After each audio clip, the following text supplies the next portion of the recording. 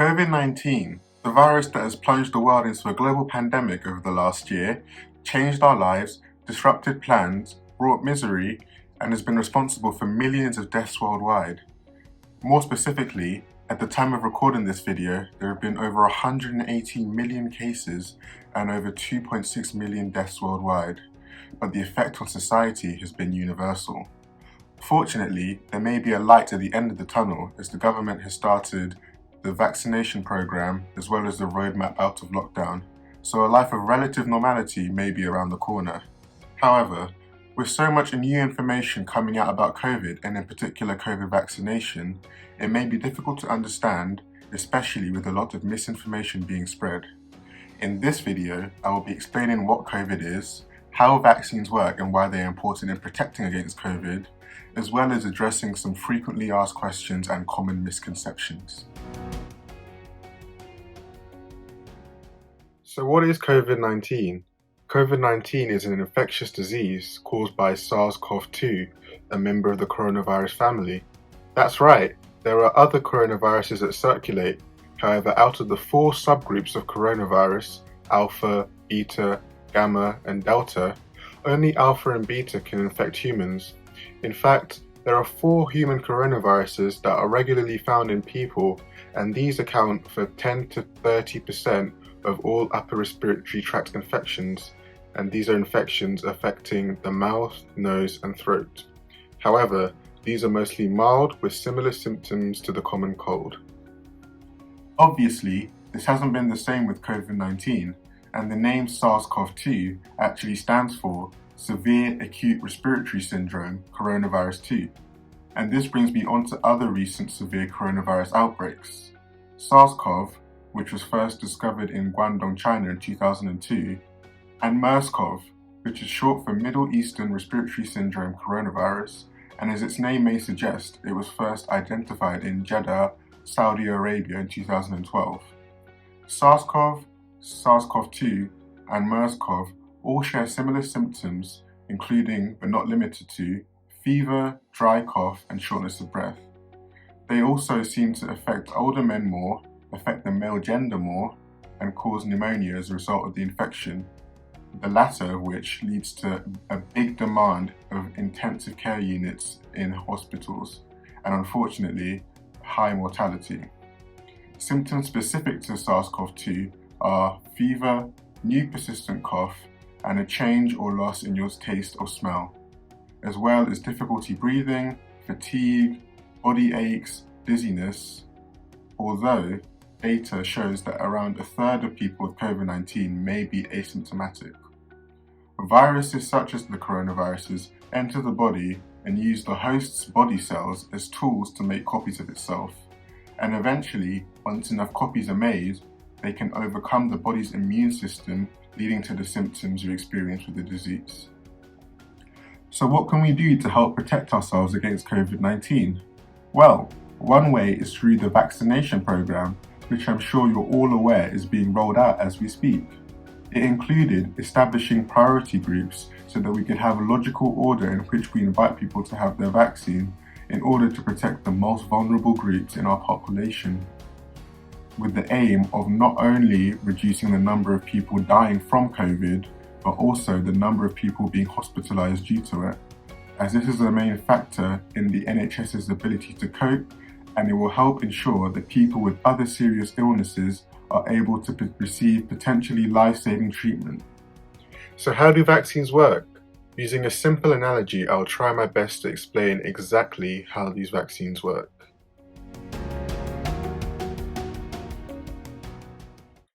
So what vaccines essentially do is train the immune system to recognize when it's been infected. Let's think of COVID-19 as a group of bank robbers trying to rob a bank. And importantly for this scenario, they're all wearing the same pair of big, long, bright green shoes. You know, they're all the same, they're very distinct, and it's what characterizes them as a group. So the first time round, the robbers are able to make it into the bank, and because none of the security immediately recognizes them as a threat, they're able to catch the security and the staff by surprise and quickly go and rob all the safes, take a lot of money, and then get away without being caught. And this is similar to what happens in a lot of diseases such as COVID. The immune system may not have seen this particular virus before, and therefore, although it has some defense against it, it may not have all the appropriate tools to deal with it successfully and efficiently, and therefore the virus has enough time to cause harm to the body and also cause the symptoms that the patient or person experiences. Now, in our scenario, a vaccine would be like placing a great big notice board in the lobby of the bank, displaying the big, long, bright green shoes in the notice board and telling all the security guard and staff to watch out for anyone wearing these shoes, as this is what characterizes them. As well as this, the local police station trains up a special squad of special force officers that are expertly trained in being able to recognize and handle these bank robbers. So, for example, they're given a piece of long string that is able to trip up the robbers because, as we said, their shoes are really big and long, far too big for them, so it makes them clumsy. And so this piece of string is able to efficiently capture, trap, and arrest the robbers.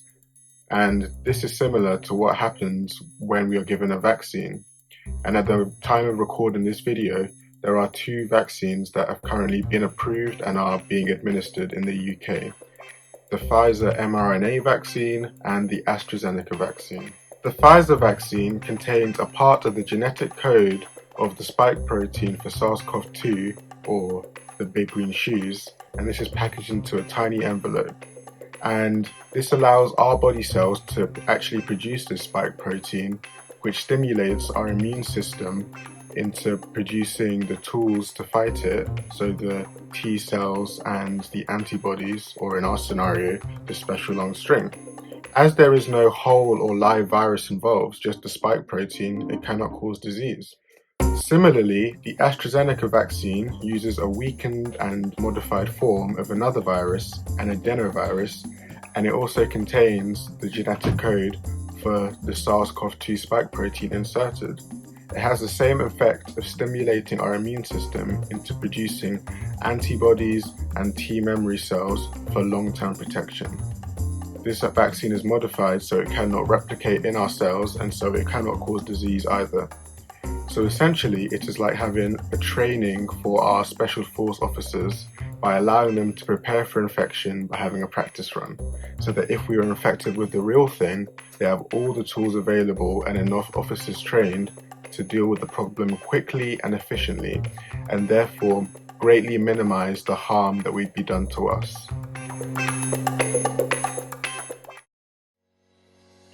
So now that we understand exactly how these vaccines work, I'm just going to answer and address some questions sent in by my friends and families regarding the vaccine and the vaccination program.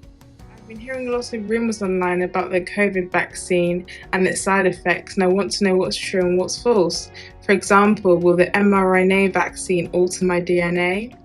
Yeah, so there is a lot of misinformation being spread, especially online, so it can be hard to determine what is true and what isn't. So the common side effects of the vaccines are swelling, pain, and just general soreness of the arm, so the injection site of the vaccine. And you may also get some mild flu-like symptoms such as tiredness, headache, slight fever, and muscle aches and pains. But this does vary from person to person. So for example, when I had my vaccine, I had a bit of a sore arm for about a day, but other people I know who had theirs felt a bit more unwell, and this lasted for a few more days. So yeah, it just depends on the person. And to answer your other question, the mRNA vaccine cannot alter your DNA, as it doesn't come into contact with our human DNA. All it does is stimulate our human body cells to produce the spike protein, and then the mRNA is broken down naturally within a few days. So, what are the differences between the vaccines, and how are they made so quick? Is there one that's better than the other, and do I get a choice in them?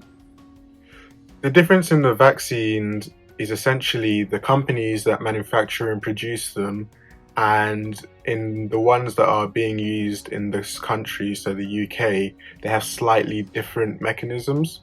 So we have the Pfizer mRNA one, which uses a part of the genetic code for the SARS-CoV-2 spike protein, and this is inserted and stimulates our body cells to produce the spike protein, which then stimulates our immune system. Whereas the AstraZeneca one is a modified type of another virus, an adenovirus, which is also weakened, and it contains the spike protein added into this virus, which then stimulates our immune system. So they both have the same effect of giving us some protection against COVID and preventing bad outcomes due to the disease. So I wouldn't say either one is better. The numbers of efficacy are very comparable, but for specific people with certain conditions, then their GP may recommend that they receive one over the other. But for the vast majority of people, whichever one you're offered, you should take, and it will be great. And it essentially just depends on which one the center you go to has in supply. Finally, some reasons why these vaccines seem to have been produced at a much quicker rate than other vaccines is partly due to the massive funding, as the whole world has thrown money in order to find a solution to the pandemic. And additionally, the technology and techniques used to make these vaccines have actually been developed over many years and then just tweaked to be used for the COVID virus.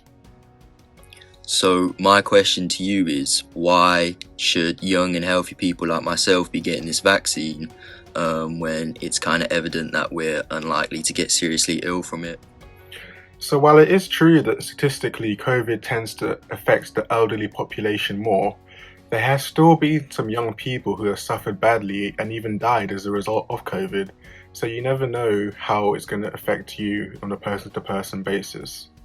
Additionally, by having as many people as possible receiving the vaccine, we may be indirectly protecting the elderly and more vulnerable, as studies have shown that it is likely that people who are vaccinated may transmit the virus less, meaning potentially the more people that we get vaccinated, the more likely the virus will spread less, and therefore this will protect the more vulnerable people in our population.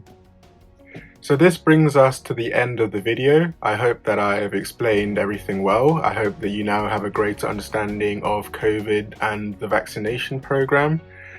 And yeah, I hope you enjoyed it.